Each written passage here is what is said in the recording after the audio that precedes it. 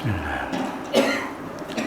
Assalamualaikum warahmatullahi wabarakatuh.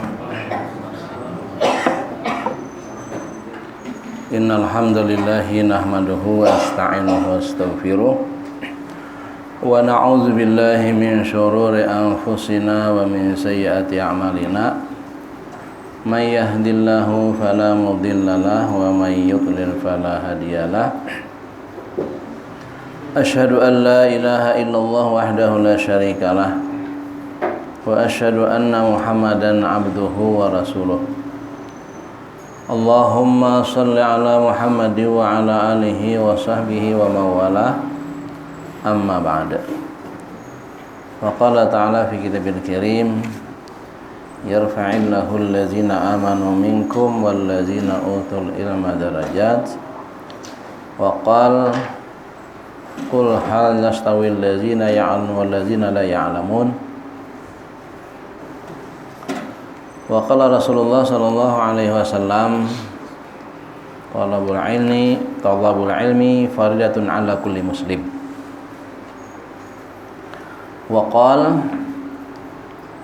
ughdu aliman aw muta'alliman aw mustami'an aw muhibban wala takunil khamisata batahlik. Al-Mukarramun, para tokoh agama, tokoh masyarakat, pengurus musalla, pengelola majelis yang ulun muliakan dan dirahmati Allah Subhanahu wa taala. Alhamdulillah, summa alhamdulillah. Bapak-bapak, ibu-ibu sekalian, marilah kita bersyukur kepada Allah Subhanahu wa taala atas nikmat berupa petunjuk sehingga kita memahami apa yang seyogianya kita lakukan dalam perputaran masa 24 jam. Saat ini adalah peruntukannya untuk kita beribadah menghadap Allah Subhanahu wa taala di waktu maghrib, matahari terbenam, dan itu kita tunaikan, serta kita isi waktu-waktu kita yang bermanfaat. Wa zakir fa inna zikra tanfa'ul mu'minin, dan berilah peringatan, maka sesungguhnya dengan peringatan itu bermanfaat bagi orang-orang yang beriman. Bapak sekalian yang berbahagia dan dirahmati Allah Subhanahu wa taala, sudah menjadi ketetapan Allah ya atas kita orang-orang beriman ini diwajibkan untuk menuntut, untuk belajar, untuk mengetahui perkara-perkara yang menjadi ketetapan Allah atas diri kita.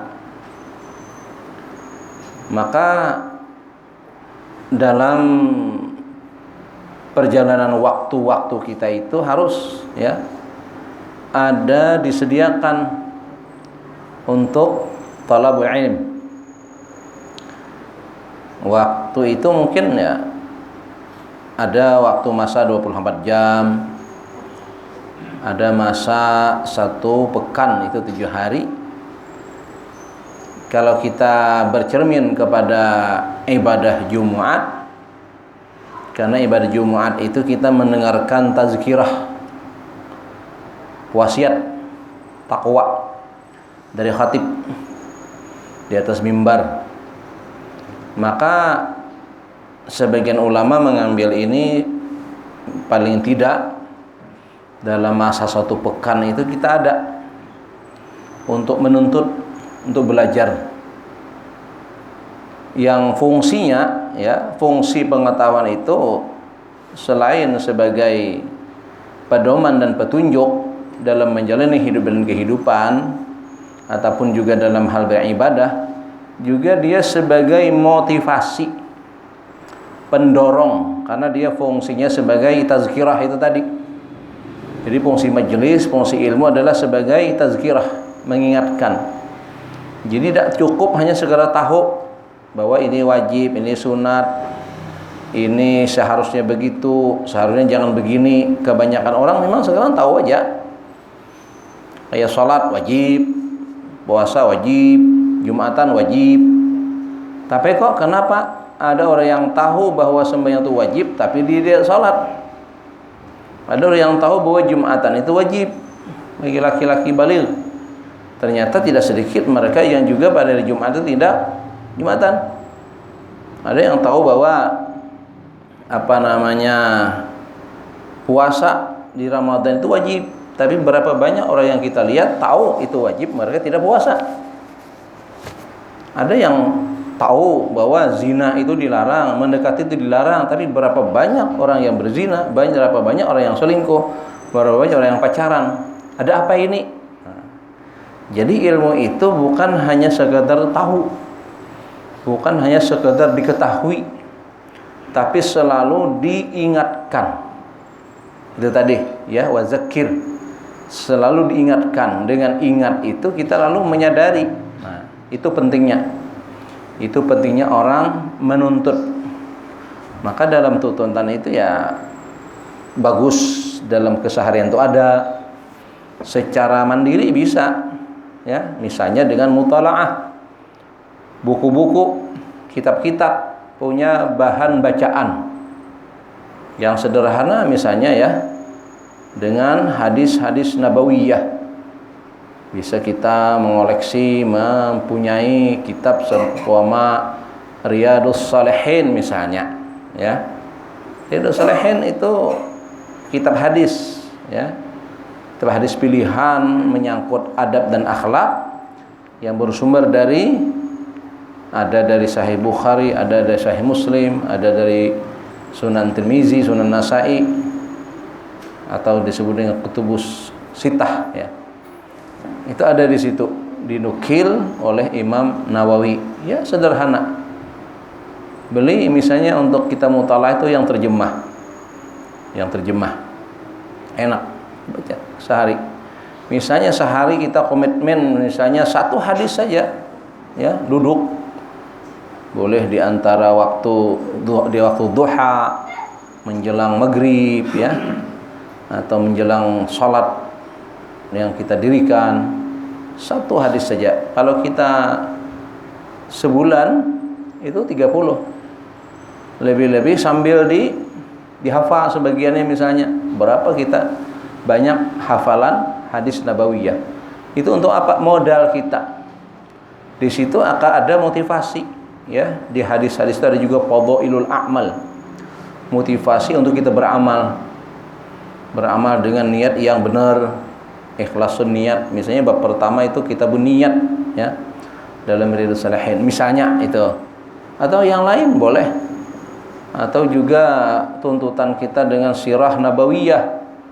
Ada sirah nabawiyah yang sederhana, misalnya dengan tulisan Syekh Mubarakfuri dengan judul sirah nabawiyah, ataupun hayatus sahabah. Nah itu boleh. Itu kalau kita untuk infiradi ya, yang sederhana, artinya dengan pemahaman yang sederhana. Namun kepada kitab-kitab tertentu yang perlu pemahaman, tentu di majelis ya, di majelis ya, bisa hari banyak dibuka, diadakan. Yang jelas di antara waktu kita itu ada ya, ada waktu untuk thalabul ilm, agar menunaikan apa yang menjadi ketetapan wajib oleh Allah dan Rasulnya. Apa yang kita dapatkan dari itu semua, diantaranya jelas kan dalam Al-Quran itu dikatakan oleh Allah apa? Yarfa'illahu allazina amanu minkum wallazina utul ilma darajat. Jadi orang yang beriman dan berilmu pengetahuan ini, dia punya posisi kedudukan yang tinggi di sisi Allah dengan beberapa derajat. Artinya derajat ini adalah di sisi Allah. Di sisi Allah pun insya Allah dalam kehidupan sehari-hari pun kita akan punya nilai. Kenapa? Yang kita lakukan asas ilmu. Tahu kita menghadapi orang yang begini, menghadapi orang yang begitu. Jadi kita tahu, tidak sembarangan. Jadi kada salah balawanan karena tahu ilmunya. Jadi kada sembarang ngomong kita. Nah, jadi ada tertib. Tahu kita. Misalnya itu di antara hikmahnya kan. Jadi bernilai. Jadi apa yang kita lakukan, yang kita kerjakan punya nilai di sisi Allah, lalu dia punya derajat. Bahkan Allah seraya bertanya, yang tentu jawabannya sudah tahu. Ya. Apakah sama orang yang berilmu dengan yang tidak berilmu? Itu kan dikatakan Allah begitu. Apakah sama? Jawabnya jelas tidak sama. Tidak sama ya. Jawabannya sudah jelas. Cuma Allah ingin memberikan sebuah pernyataan yang kita diminta untuk merenungi dan menjawabnya yang jelas itu sangat berbeda ya. Orang yang punya bekal pengetahuan mengelola handphone misalnya, itu tidak akan mudah ketipu. Tidak akan termakan berita hoax gitu kan. Karena asasnya dia punya wawasan, punya pengetahuan pengelolaan terhadap sebuah alat gitu. Kalau tidak ya dia menggunakan kepada hal-hal yang salah, yang keliru, akhirnya bisa ketipu. Nah, itu beda ya, itu pertanyaan Allah Subhanahu wa taala. Dan selain dia punya pengetahuan yang memberikan jalan petunjuk ya, yang ditunjukkan oleh Allah Subhanahu wa taala, juga dia bisa tempat memberikan penyelesaian atas masalah-masalah orang lain. Bahasa Allah itu dalam Al-Qur'an itu dengan ahlu zikra ya. Ahlu zikra. Maka kita disuruh bertanya ya. Kita disuruh bertanya kepada mereka itu, yang tentu karena disuruh ke sana Allah tahu bahwa orang itu punya penjelasan. Nah, punya jalan untuk menunjukkan jalan kita. Nah, maksud yang lain misalnya di sini ya, dalam risalah yang kita baca, Musannif rahimahullahu taala menjelaskan ya, wa yakunu yaqsudu bil ulumi wujudahu li sa'adatil uqbal azimah. Na ila fa yakunu muhtamman bi ilmil batini wa riqaba qalbin lisiyasati fa'ila mutawaqqi'an li tariqi ilmil akhirah mimma yakunu minal mujahadatin jila. Maksud dengan ilmu itu adalah dalam rangka mencapai keberuntungan yang besar di akhirat. Nah, bukankah ad-dunya mazra'atul akhirah? Jadi dunia ini adalah tempat kita bertanam. Maka kayak apa menanamnya? Nah, itu kayak apa menanamnya, apa yang ditanam? Tentu dengan ilmu, harus tahu. Dikira sebagian orang menganggap bahwa dunia ini selamanya. Dunia selamanya, padahal tidak ya. Dan kenyataannya memang tidak. Berapa banyak mereka-mereka yang sudah menyelesaikan tugas-tugas, baik selesai atau tidak selesai, kita tahu kisahnya lah. Hanya menyelesaikan kehidupan lah. Menyelesaikan kehidupannya yang walaupun urusannya belum selesai. Kemana mereka? Ilal akhirah. Nah, konsep Islam, akhirat itu adalah tempat manen. Kalau ada orang bersyukur begini, syukur kita jar, kada mati di zaman Covid ini, masih sehat walafiat. Satu sisi ya, syukurnya kenapa? Artinya kita masih punya kesempatan untuk menambah kebaikan-kebaikan. Apakah dengan yang mati itu mereka akan bersyukur? Insya Allah, kalau matinya membawa bekal iman amal soleh, justru mereka nambah syukur. Kenapa? Kadang-kadang bingung lagi gara-gara Covid. Yang masih hidup muyak, disuruh APD lah, itulah inilah, mun mati habis kisah. Tapi matinya mati bagus lah.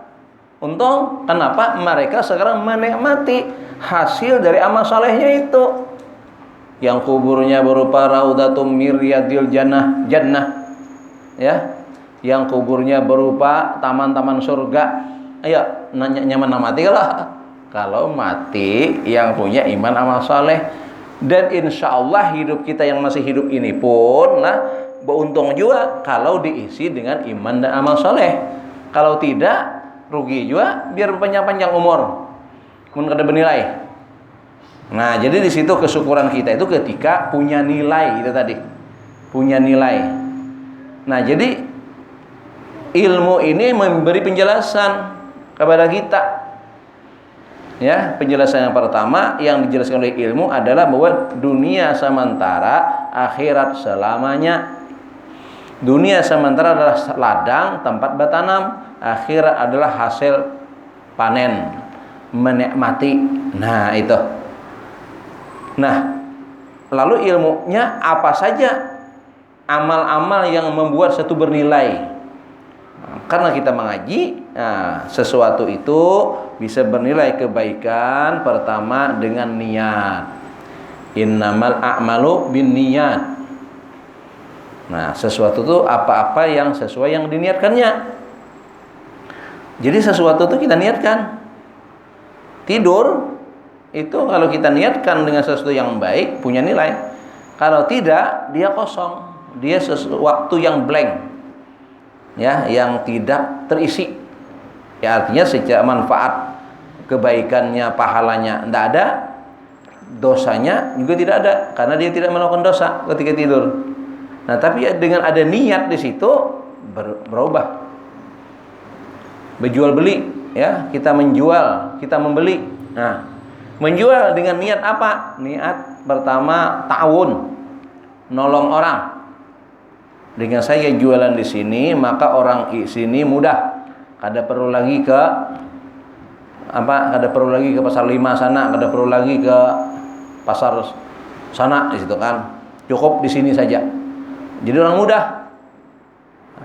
Karena nilainya membantu, maka perdagangannya pun harus bagus, baik, karena nolong, bantu. Jadi bukan mencekik, bukan memudaratkan orang lain. Jadi bagus, elok kerjanya. Jadi jualannya itu elok, bagus, karena niatnya itu tadi bagus. Itu jadi pahala. Masih ada lagi niat-niat yang lain. Nah, itu diantaranya lah. Dan harus juga tahu lagi ilmunya. Yang dijual ini barang apa? Barang yang memberi manfaat atau yang justru membuat mudarat.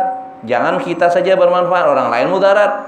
Yang dijual sabu-sabu, ya, untung kita. Orang lain, orang lain ruginya. Kenapa? Karena dengan narkoba, dengan sabu-sabu itu akibatnya 3. Ya. 3. Pertama, penjara. Ya, karena termasuk itu kriminal, tindakan kriminal itu.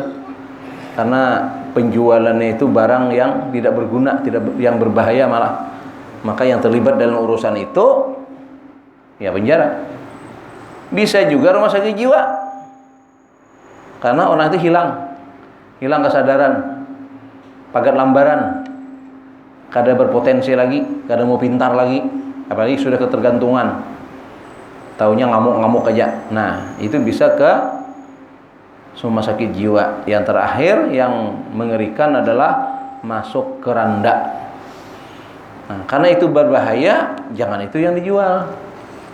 Ini baru-baru tadi ada informasi kan dua beranak bini kan, ibu-ibu sama putrinya ketangkap jual sabu-sabu.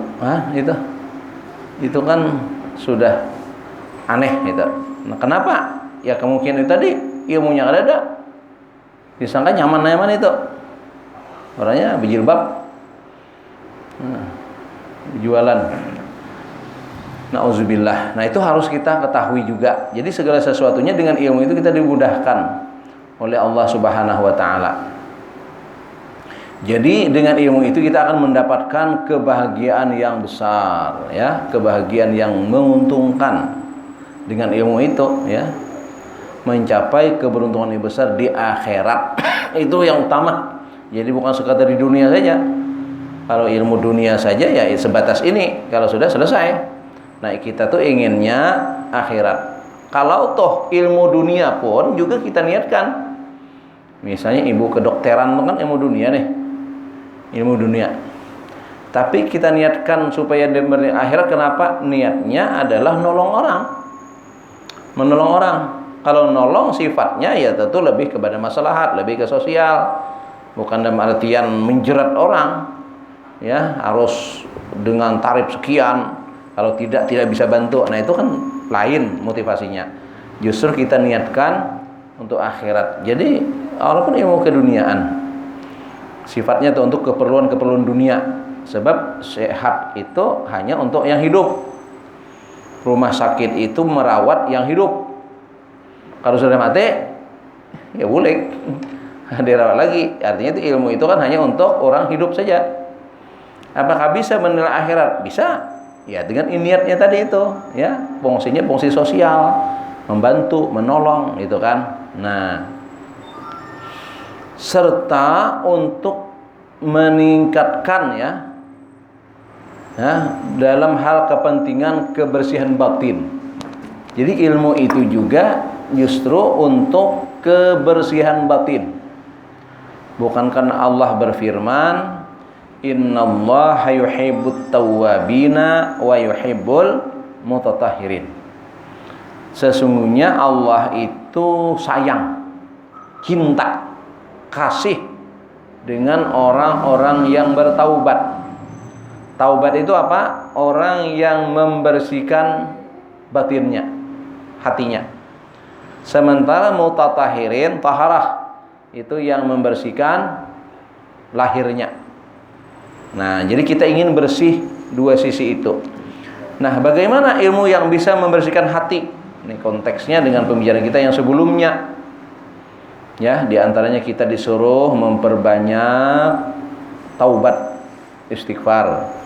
Di antaranya kita disuruh banyak-banyak berzikir.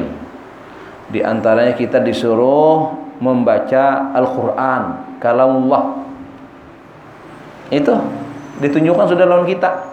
Nah, kalau itu adalah alat-alat pembersih, cara-cara kita untuk membersihkan hati, maka itulah yang kita lakukan. Nah, tahu sudah, tahu ya. Tapi kenapa harus digawi? Kalau panan terus seputaran hari, seharian, semalaman, yang kadang kita lewati tanpa zikir, tanpa istighfar, tanpa Al-Quran. Nah, inilah pentingnya tuntutan kita. Pentingnya menuntut, mendengar, terhib, penyemangat dengan menyampaikan hadis-hadis fadhailul Quran, fadilah zikir, fadilah istighfar. Itu diulang, disampaikan lagi. Selama ini tahu sudah. Caranya apa? Caranya zikir.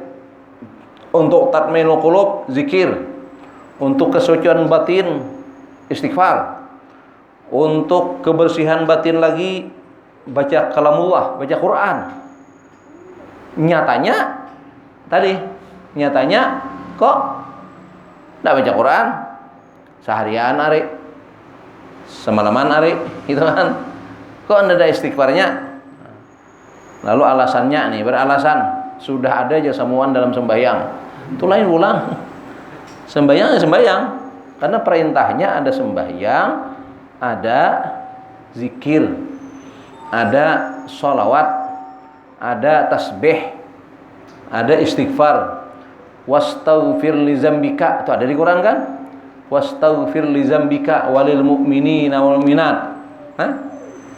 Ada perintah baca Quran, waratilil Qur'ana tartila. Ada perintah tasbih, wasabbihuhu bukratan wa asila. Wah, ada tuh perintah-perintahnya. Lalu dituntunkan dalam hadis, mencontoh hadis. Misalnya paling tidak lah, kalau kita baca hadis Nabi itu menjelang tidur, tidak langsung tidur, ada yang kita baca. Qurannya apa? Ayatul Kursi misalnya. Lillahi ma fis samawati wa ardh sampai amanah Rasul dan seterusnya, itu kan 3 ayat per akhir surah Al-Baqarah misalnya. Itu ada di hadis-hadis. Kan bukan dalam sembahyang itu. Nah, zikir tasbihnya apa? Ya sama dengan sholat. Subhanallah 33, Alhamdulillah 33, Allahu Akbar 34. Misalnya itu ada hadis seperti itu. Supaya 100 jumlah zikir kita.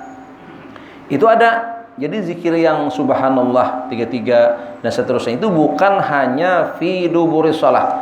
Bukan hanya tuntung sembahyang. Tapi juga menjelang tidur. Nah, itu kepentingannya.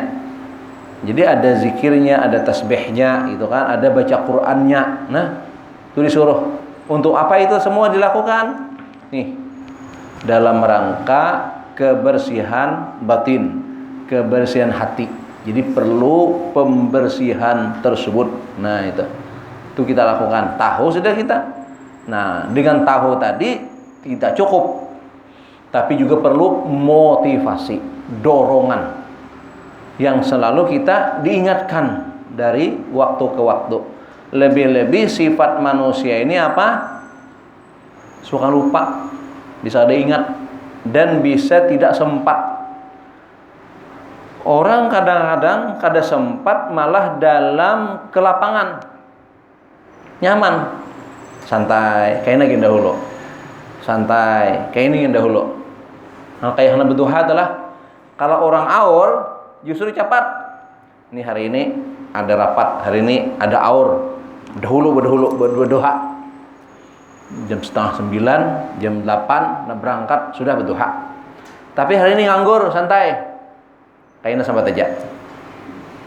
Apa-apa kan digawe? Kayaknya sahabat aja. Timbul jam 12 duhanya. Amun digawe juga. Mau sudah asa Hawaii sudah. 12 tarang menarik. Berduha dijual lagi parai. Padahal santai ya, asal. Nah, itu bahayanya kita orang santai ini. Ya, padahal nang sempat tuh kadang-kadang nang aur nang tahu sudah agenda itu disempatkan bercapat. Untuk apa itu semua lakukan tadi? Untuk itu tadilah. Jadi penting amal. Ya, jadi ilmu itu untuk beramal. Dan syariat agama menuntut kita untuk beramal. Jadi yang ianya amal. Ya. Walaupun amal itu sendiri minimal melalui lisan, zikir lisan, tasbih lisan, baca Quran lisan, dalam sholat banyak lisan, qauliyah, minimal itu. Nah, lebih-lebih dalam sikap, ya, sikap dan juga batin hati.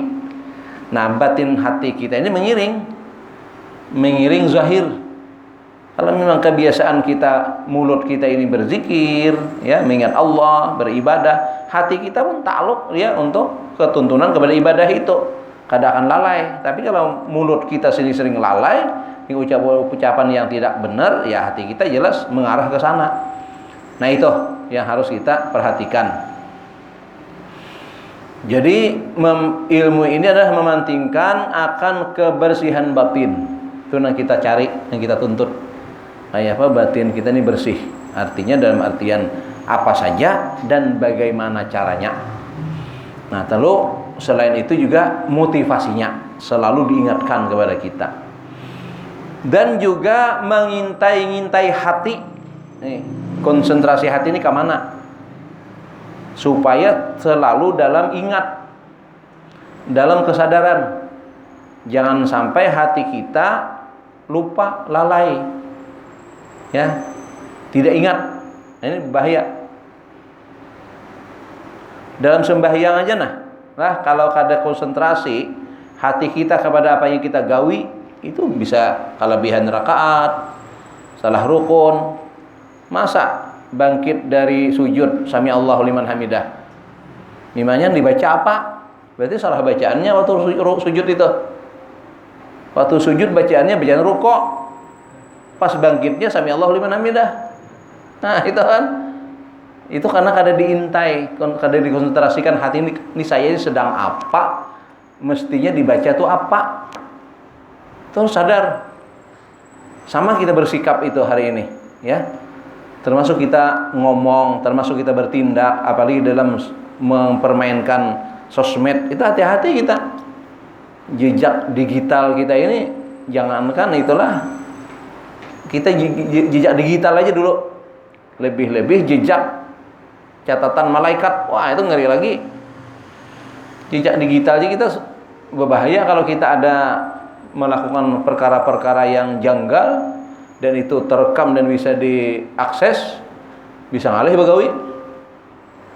Anak melamar gawian misalnya, orang tahu jejak digital kita, orang yang sembarangan postingan, cacian, makian yang disampaikan, nah ini gak cocok nih, bisa dicoret, bahaya. Makanya harus bijak, dikontrol semua yang kita lakukan. Nah ini atas asas ilmu juga nih, ya, tahu, ya, perkara-perkara yang bisa membahayakan. Nah kenapa itu diintai tadi? Kesadaran dan menampilkan akhlak yang bagus. Jadi melahirkan dari hati yang bagus kepada zahir yang bagus. Kenapa hatinya diintai? Supaya hati kita tawajuh, ya, menghadap kepada Allah Subhanahu wa taala, zikir dan ingat kepada Allah Subhanahu wa taala, maka insyaallah zahirnya itu akan melakukan hal-hal yang baik. Bukankah Nabi mengatakan inna fil jasadi mudghah idza saluhat saluhal jasadu kulluh. Di dalam tubuh kita ini ada segumpal, ya, darah yang manakala itu baik maka akan menjadi baik seluruh tubuhnya. Lanjutannya kan wa iza fasadat fasadul kullu fasajatul kullu. Apa itu? Ala wahyal qalb. Nah, maka hati itu yang harus kita perhatikan. Jaga dia dalam kondisi bersih, selalu dibeningkan, dan jaga dia dalam kesadaran agar tidak lalai, tidak lupa daratan. Nah itu. Dan melahirkan adab yang sempurna. Nah, jadi akhlak dan adab itulah tujuan Islam itu. Innama bu'istu liutamima makarimal akhlaq. Itu tujuan Islam, tujuan syariat, tujuan Nabi kita diutus adalah dalam rangka menyempurnakan akhlak yang bagus, akhlak yang baik. Nah, makanya hati perlu, ya, senantiasa kita ingat. Serta juga, ya, mengharap terbukanya jalan untuk tujuan akhirat dari hasil mujahadah. Wallazina jahadu fina lanahdiyannahum subulana wa innallaha lama'al muhsinin. Ini ayat Al-Qur'an di dalam surah Al-Ankabut, ayat yang terakhir. Penghujung surah Al-Ankabut ayatnya itu. Maknanya, dan yang bermujahadah, yang berjuang. Makanya orang menuntut ilmu itu termasuk jalan mujahadah. Kadada nangaran menuntut ilmu tuh santai lah. Apalagi kuliah. Ini nah. Amun mental kada mujahadah, nyaman di rumah. Mulai siang hujan. Ya, kalau mental memang kada ada niat mujahadah, kada ada mental itu, ya koler datang, dingin, hujan, diulah alasan sembahyangnya gin. Apa kada sunnah mendatangi kalau hari hujan? Wah, mau kayak dalil. Kan di zaman Nabi itu hujan, kada ke masjid, di rumah aja. Nah, itu kan alasan. Nah, tapi di sinilah ciri-ciri, ya, orang yang memang punya pemahaman bahwa segala sesuatu harus mujahadah, kada santai, dan di majelis, ya, kada cukup. Ini kan kalau kita ini direkam ini, kita hanya mengulang, tapi hakikatnya di majelis bisa diakses kembali ini, biar ada turun kena sidin upload juga di YouTube, kau aja nonton. Lain nilainya. Makanya disuruh kita sama majelis, semuanya majelis ta'lim, majelis ilmu. Asal kata jalasa, duduk, kedudukan, kebersamaan. Nah, maka untuk kebersamaan ini perlu mujahadah, perlu berjuang. Dengan itulah Allah akan bukakan jalan hidayah petunjuknya, pemahamannya. Nah itu. Jadi asas ilmu itu adalah mujahadah, berjuang. Nah, maka terbuka jalan pengetahuan. Wallazina jahadu fina lanahdiyannahum subulana. Itu di Quran itu. Jadi membuka jalan pintu hidayah itu adalah dengan mujahadah, dengan berjuang. Jadi itu yang mau dibuka. Kalau kada berjalan atas mujahadah nggak bisa. Lihat pianlah mereka-mereka yang ahli dalam bidang Quran misalnya. Mulai lagi halus sudah disetting kehidupannya itu dengan Quran. Ulun lihatlah orang-orang yang pendidikannya dari bidang tahfiz itu Masya Allah. Jadi kalau kita melihat mujahadah mereka itu hampir kehidupan mereka itu tidak ada main-main. Kalau kita melihat anak-anak lah di pondok, Masya Allah, luar biasa mujahadahnya itu. Tapi mereka jalani dengan sabar. Yang mau jalan, mau baik, bagus juga hasilnya. Tapi yang kada mau, ya mentol, pulang. Kada tahan. Alasan itulah inilah. Ya di pondok itu kan makannya mujahadah, kadang-kadang sakit, kadang-kadang bakuringan, gatalan. Nah itu kan. Bayangkan mereka itu sudah mulai kecil itu dengan Quran. Dan kada pernah tamat lah. Orang yang belajar Quran itu kada pernah tamat. Kenapa? Karena ilmu Quran itu ilmu Allah. Mana kawa orang menguasai ilmu Allah? Kada ada. Ikuti aja terus. Jadi Quran itu kada ada habisnya. Pertama mengenal huruf, bisa baca. Bisa baca harus dengan tartil, belajar tajwid. Selesai tajwid, terjemah. Terjemah tafsir. Wah, tafsir sebiji Quran tuh lihat tafsir-tafsir Quran itu tebal-tebal. Berapa menghabiskan? Belum lagi ilmu alat untuk menerjemahkan Quran itu pakai ilmu alat, ilmu bahasa Arab, kaidah, tasrifnya, nahwunya, nah itu dikuasai, bahkan sampai ilmu bayan. Karena apa?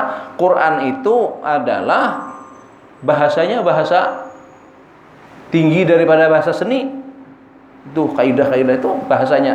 Membaca aja kita. Ajaib Al-Quran itulah.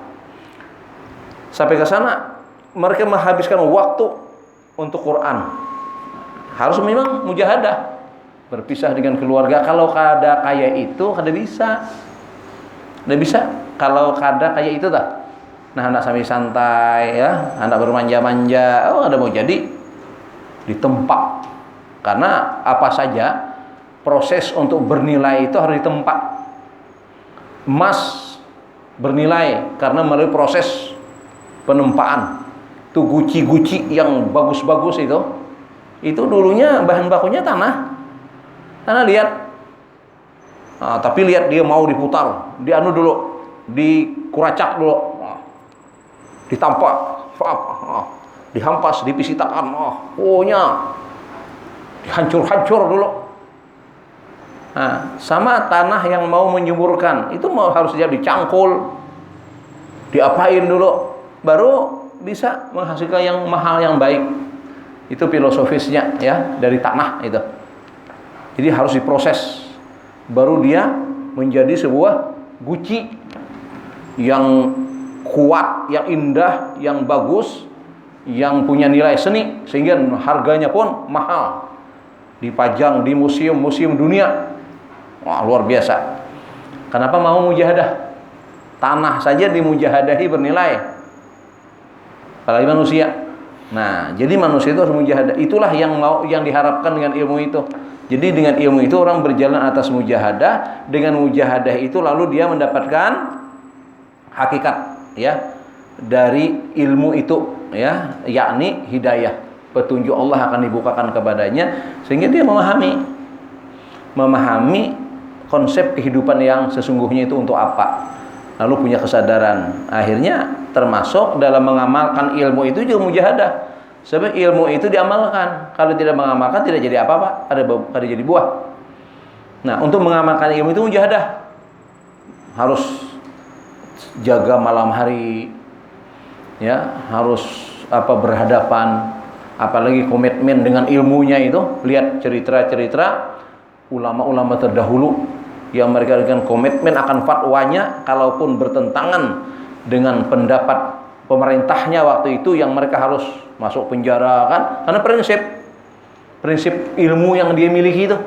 Seperti Hamka misalnya rahimahullahu taala, kan merasakan tuh akibat komitmen beliau akan ilmu itu tadi, kena fitnah, masuk penjara, tapi punya hikmah yang besar. Di situ beliau tamatkan menjelaskan tentang tafsir Quran yang namanya tafsir Al-Azhar misalnya itu. Ini yang kita kenal di Indonesia.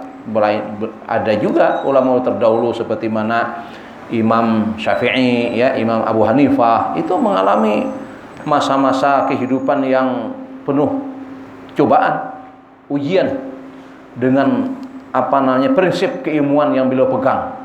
Jadi tidak akan merubah prinsip itu. Nah, itulah ciri-ciri ilmu yang benar itu, ya, dia dimujahadahi, diperjuangkan. Nah, inilah motivasi kita ya dalam tazkirah kita, bahwasanya perjalanan seorang mukmin adalah tidak lepas daripada ilmu. Dia harus menuntut, harus belajar. Oleh sebab itu menjadi tradisi sejak zaman sahabat Nabi sampai sekarang itu selalu ada di masyarakat yang nama majelis. Ada majelis ilmu yang targetnya tuh orang-orang umum yang tidak formal, dan mereka juga dirikan pondok-pondok pesantren, madrasah-madrasah, sekolah-sekolah yang mendidik anak-anak dengan pengetahuannya yang akan menjadi pelanjut-pelanjut, pewaris-pewaris ilmu-ilmu ulama yang terdahulu. Itu tradisi keilmuan dalam Islam. Jadi yang mana yang formal ada sekolah formal, yang tidak formal ada majelis, memfungsikan masjid, musalla, balai-balai, ya, majlis taklim dan seterusnya. Maka hendaklah kita ambil bagian dalam semua itu insyaallah. Inilah tazkirah kita pada kesempatan kajian malam hari ini. Tentu kita senantiasa berharap kepada Allah Subhanahu wa taala agar memberikan manfaat atas waktu dan pengetahuan yang kita dapatkan, dan betul-betul kita merasakan hakikat ilmu tadi, yang kita bisa mencapai kebahagiaan di dunia dan di akhirat dengan kebersihan batin, dan kita mendapatkan petunjuk hidayah Allah Subhanahu wa taala dalam rangka mencapai kehidupan yang berakhir dengan husnul khatimah. Amin ya rabbal alamin. Terima kasih atas waktu dan perhatian. Mohon maaf atas kesalahan dan kekurangan. Kepada Allah sama-sama memohon ampunan. Subhanakallahumma wa bihamdika asyhadu an la ilaha illa anta astaghfiruka wa atubu ilaik. Assalamualaikum warahmatullahi wabarakatuh.